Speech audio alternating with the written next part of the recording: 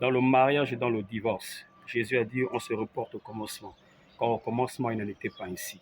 Pourquoi? Au commencement, il n'y avait qu'un seul homme, il y avait une seule femme. Maintenant, comment se fait-il qu'il y a eu de la polygamie? La polygamie est venue après la chute, lorsque Adam, Ève est tombé. Alors, lorsque Ève est tombée, l'alliance que Dieu avait faite avec Abraham, avec l'homme, dès le commencement de marier un homme et une femme. Vous allez voir que lorsque Ève est tombée, Dieu a dit désormais il dominera sur toi, l'alliance change. Ça veut dire que l'homme et la femme, ils étaient égaux. Dès lors, elle est tombée. Alors, il y a une autre alliance qui s'applique, qui est la seconde alliance. Et cette seconde alliance, elle est charnelle, elle est naturelle. Voilà pourquoi David a eu 500 femmes.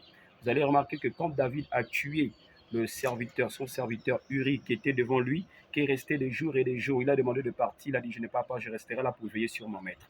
Quand David dort, il revient, il retrouve le serviteur là encore. David, c'est comme ça que David l'a au front. Et voilà comment on décide de le tuer, de l'éliminer. Et David a pris la femme de son serviteur. Dieu lui a dit, pourquoi as-tu fait cela par le prophète Nathan? Je t'aurais donné d'autres encore. Je t'aurais donné d'autres plutôt. Je t'aurais donné d'autres. C'est-à-dire que Dieu était prêt à lui donner plusieurs. Effectivement, David a eu plusieurs. Salomon en a eu 1000. Jésus, donc les deux pensées qui sont venues, qui sont présentées à Jésus, n'est-ce pas, elles sont fausses. Pourquoi? Parce qu'une va vers le nord-est, vers le sud-est, l'autre vers le nord-est. Vous voyez un peu? Donc, ce qui veut que Jésus dit les deux pensées, elles sont fausses. Il faut revenir au commencement avec un seul homme et une seule femme. On ne divorce pas de sa femme. On ne divorce pas avec un homme. Une femme ne peut pas divorcer. L'homme peut répudier la femme et se remarier. Vous voyez un peu?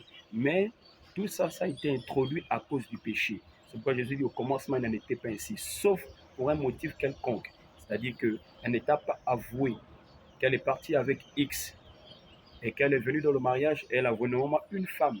Selon la parole, elle doit aller en mariage vierge. Elle doit donner la raison de la perte de sa virginité avant d'aller en mariage.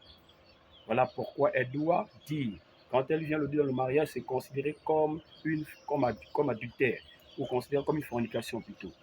C'est considéré comme de l'infidélité, merci. C'est considéré comme de l'infidélité parce qu'elle doit être fidèle à son homme, celui avec qui elle doit partir et qu'elle fera des enfants. Donc au commencement, il n'en était pas ainsi. Vous voyez un peu, au commencement, il n'en était pas ainsi.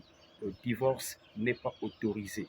Non, monsieur. Au commencement, il n'en était pas ainsi. Donc, ceux qui sont venus avec soi-disant la lettre, c'est à cause de la dureté de vos cœurs que vous répudiez vos femmes. Vous voyez un peu? Voilà. Donc Jésus a répondu, au commencement, il n'en était pas ainsi. On ne divorce pas de sa femme. Un homme peut divorcer et se remarier. La femme, non.